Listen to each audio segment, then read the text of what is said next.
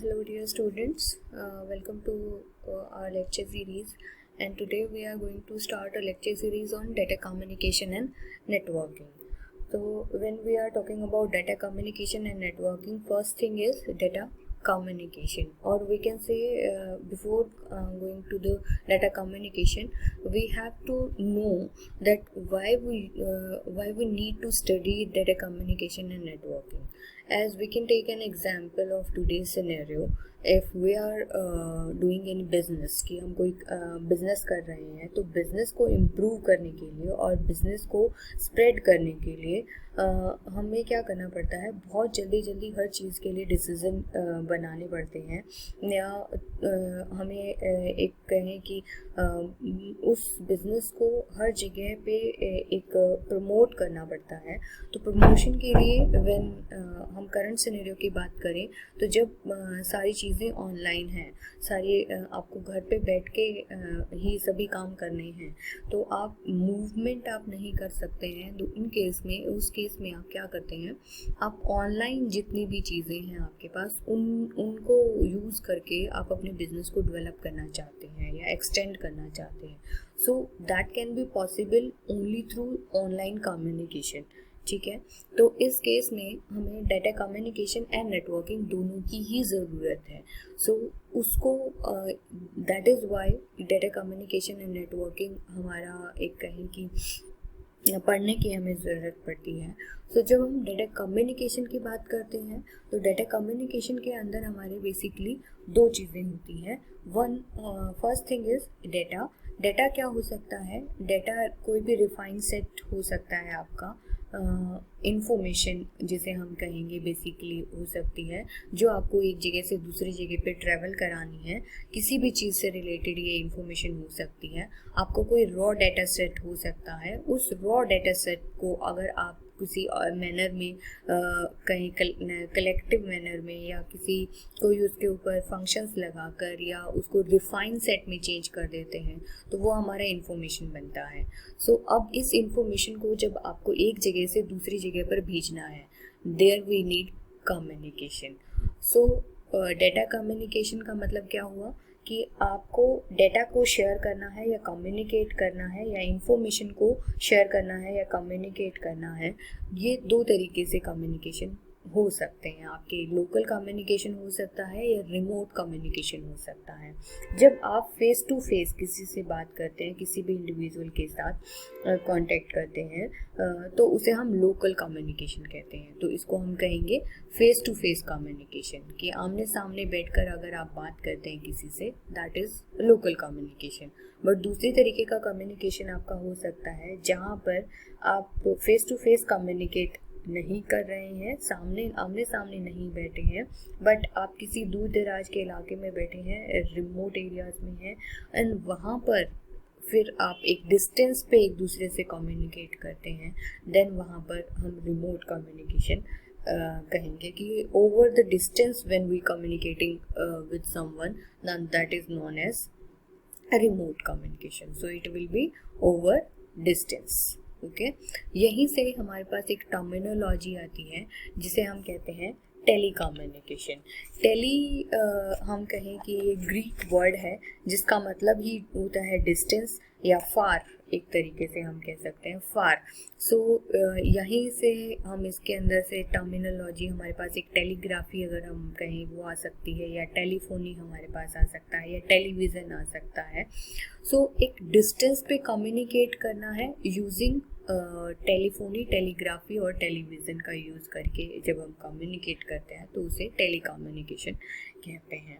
अब हम आते हैं फिर से डाटा कम्युनिकेशन के ऊपर कि when you are sharing the data और एक्सचेंजिंग द डेटा दो डिवाइसेस के बीच में, बिटवीन टू डिवाइसेस जब आप शेयर कर रहे हैं या एक्सचेंज कर रहे हैं, तो ऑब्वियसली जब आप एक डिस्टेंस पे डेटा को सेंड कर रहे हैं, रिसीव कर रहे हैं, तो दोनों एंड पे आपको कोई ना कोई डिवाइस चाहिए होती है. सो इसीलिए हम बेसिकली इसको कहते हैं it is a communication between two devices, because जो सेंडर है उसके पास भी कोई ना कोई डिवाइस होगी या ट्रांसमिशन मीडियम हमारे पास कुछ ना कुछ होगा, और जो रिसीवर होगा उसके पास भी कोई ना कोई डिवाइस या ट्रांसमिशन मीडियम होगा.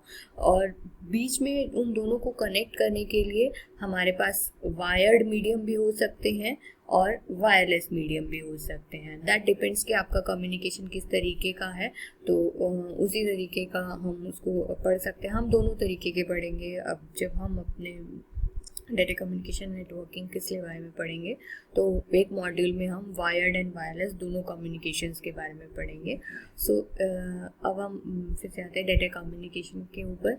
तो जब भी हम कम्युनिकेट कर रहे हैं दो डिवाइसेस के बीच में, जब कम्युनिकेशन हो रहा है, तो वहाँ पर हमें बेसिकली क्या क्या चीज़ें चाहिए होती हैं. कुछ हार्डवेयर चाहिए होते हैं, कुछ सॉफ्टवेयर चाहिए होते हैं, कुछ प्रोग्राम्स चाहिए होंगे, एप्लीकेशंस चाहिए होंगी आपकी डिवाइस के अंदर, और कुछ फिजिकल इक्विपमेंट्स चाहिए होंगे या मीडियम चाहिए होगा, या मीडियम को कनेक्ट करने के लिए कोई वायर्स वगैरह चाहिए होंगी, तो फिजिकल इक्विपमेंट्स वो होंगे.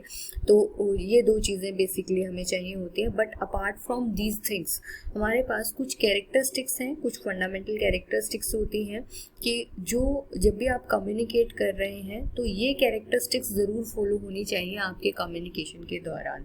तभी आपका कम्युनिकेशन एक गुड कम्युनिकेशन या सही कम्युनिकेशन, करेक्ट एक्यूरेट कम्युनिकेशन कहा जा सकता है. First is delivery. So delivery means जो डेटा आप डेस्टिनेशन पर पहुंचा रहे हैं वो सही डेस्टिनेशन पे पहुंच रहा है या नहीं पहुंच रहा है. क्या हो सकता है कि आपके पास एक सेंडर होता है और एक रिसीवर होता है. आपने सेंडर से रिसीवर में डेटा को ट्रांसमिट करना है या भेजना है. अब रिसीवर एंड पर आपके पास, आप मान लीजिए एक सिटी है ए एंड एक ए और एक बी सिटी है. ए सिटी में सेंडर है और बी सिटी के अंदर रिसीवर है. सेंडर ने जब बी सिटी के अंदर कोई डेटा भेजा बी सिटी में किसी रिसीवर के पास, उसके आसपास के एनवायरनमेंट में बहुत सारे कहेंगे इक्विपमेंट्स हो सकते हैं.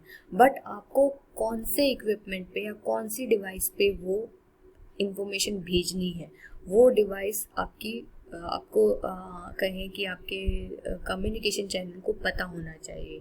अगर वो उसके पास, उस डिवाइस के पास वो इन्फॉर्मेशन ना जाकर किसी और डिवाइस के पास वो इन्फॉर्मेशन चली जाती है, so that communication is not a good communication और not an accurate communication.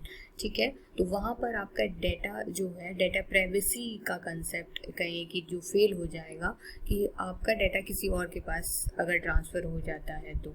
So delivery जब भी होती है डेटा की, तो कहें कि डेटा जो है करेक्ट डेस्टिनेशन पर पहुँचना चाहिए. That is the main characteristics of data communication.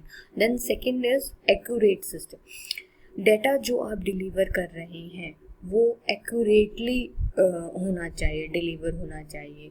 क्योंकि जब आप ट्रांसमिट करते हैं मीडियम के किसी, जब हम ट्रांसमिट करेंगे सेंडर से रिसीवर में, वो किसी मीडियम से ट्रैवल करेगा डेटा. मीडियम से जब ट्रैवल करेगा तो मीडियम में और बहुत सारी चीज़ें हैं जो आपके मीडियम के अंदर जो ट्रैवल कर रहा है उस चीज़ को इफ़ेक्ट करती हैं. जैसे एनवायरमेंटल कंडीशंस हो सकती हैं, वेदर वगैरह हो सकता है, या नॉइजेस वगैरह हो सकती हैं, जिटर्स हो सकते हैं. सो उसकी वजह से आपके डेटा में डिस्टॉर्शन हो सकता है या आपका डेटा क्या है, चेंज हो सकता है.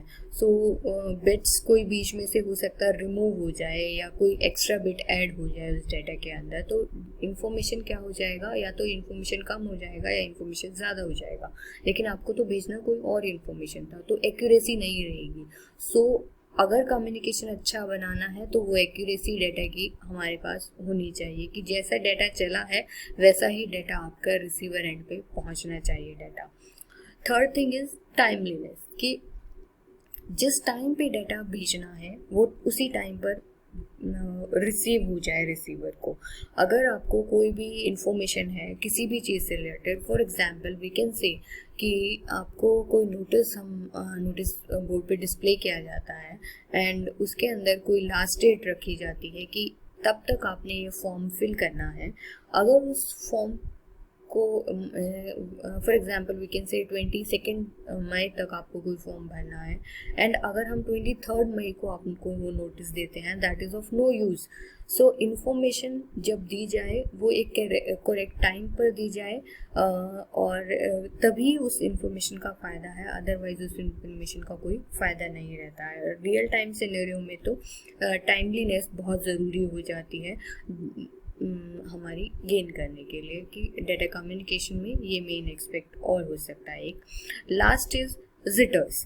जिटर हम कह सकते हैं एक तरीके से कि जो डाटा आप भेज रहे हैं उस डाटा के अंदर कोई भी इन्वायरमेंटल इफेक्ट के कारण हो सकता है, या किसी और मीडियम में जब ट्रैवल करता है, मीडियम के अंदर हीटिंग होने के कारण, वायर में ट्रैवल कर रहा है तो वायर में हीटिंग होने के कारण, या कोई और चीज़ कहें कि आसपास के नॉइज़ के कारण हो सकता है कि बीच में कोई और पैकेट्स ऐड हो जाते हैं. सो इससे क्या होता है, डिले हो जाता है आपके डाटा में, या पैकेट्स के अंदर डिले हो जाता है, तो उसके कारण हम वो कहते हैं जिटर्स पैदा हो जाते हैं आपके ऑडियो या वीडियो जो भी आपके पास है, या इमेजेस कोई हैं, इमेज डिस्टॉर्ट हो जाती है. कि कई बार आपने फॉर एग्जांपल टीवी में देखा होगा कि समटाइम्स क्या होता है, फ्रिक्वेंसी आपकी ऐसी हो जाती है कि आता है कि आपका सैटेलाइट कम्युनिकेशन नहीं हो पाता है बिकॉज ऑफ द एनवायरनमेंट अगर बहुत अच्छा नहीं होता है, या क्लाउडी होता है, या रेनी होता है, तो तब उस वक्त पे आपके सिग्नल्स सही तरीके से कैच नहीं हो पाते हैं, या रिसीव नहीं हो पा सकते हैं, कह सकते हैं. तो उस केस के अंदर या तो बिल्कुल ही बंद हो जाता है आपका कोई भी चैनल, या फिर ये होता है कि बीच बीच में हर्डल्स आते हैं, उनको हम जिटर्स कह सकते हैं. वो किस लिए हुए, वो डिस्टॉर्शन के कारण हुए, जो इन बिटवीन डिस्टॉर्शन आए, आपके एनवायरनमेंट फैक्टर हो सकता है, या कोई और फैक्टर भी हो सकता है उस डिस्टॉर्शन का कारण. सो ये 4 चीज़ें हैं जो आपके डाटा कम्युनिकेशन के अंदर इफ़ेक्ट डालती हैं, कि अगर इनमें से एक भी चीज़ लैक कर रही है तो कम्युनिकेशन आपका अच्छा नहीं माना जाएगा. और चारों चीज़ें अगर आप फॉलो करते हैं तो हम मानते हैं कि आपका जो कम्युनिकेशन है it is a good communication. So this is all about the data communication and the basic characteristics of data communication. Hope you understand this topic very clearly through this video, and if you are not getting any point, then you can message me or you can comment on this video so that I can answer you all your queries. Thank you for listening.